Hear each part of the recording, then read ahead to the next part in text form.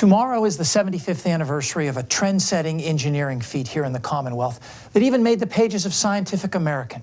At 12:01 a.m. on October 1st, 1940, the Pennsylvania Turnpike opened, setting the national standard for long-distance, limited-access superhighways.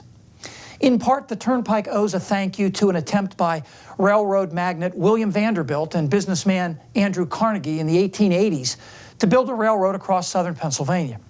During that failed two-year project, more than half the roadbed was laid and 7 tunnels were partially bored through the mountains before the money dried up.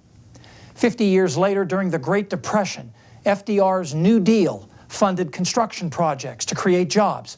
And with that promise of federal money, Pennsylvania set out to build a new toll road using the abandoned railroad bed and tunnels.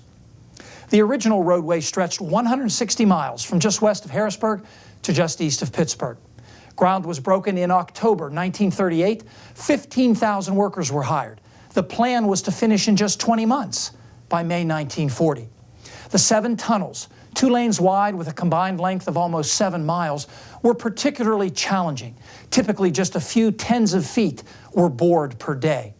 Roadway paving began in the summer of 1939, but only 13 miles of concrete had been poured by the spring of 1940, in part due to weather delays. Fortunately, the pace quickened to as much as 3 miles per day that summer, and the Turnpike opened just a few months late on October 1st.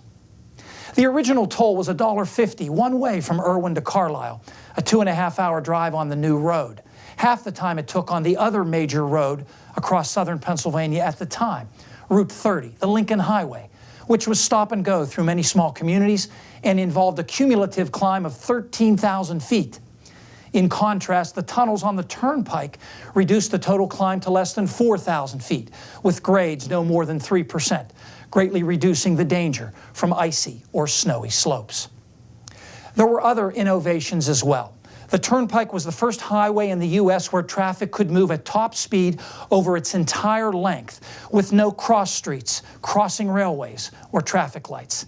And as much as possible, the road was built on southern exposures to give sunlight the best chance to melt any ice or snow. In the 1950s, the Turnpike was extended west to the Ohio border, east to Valley Forge, and then to the Delaware River, and the northeast extension to Scranton was built.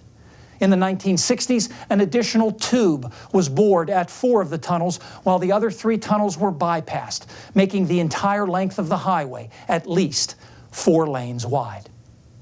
Indeed, the Pennsylvania Turnpike was built 16 years before the first U.S. interstate highway, and so is rightly considered the granddaddy of the interstates, the model upon which other limited access superhighways were built.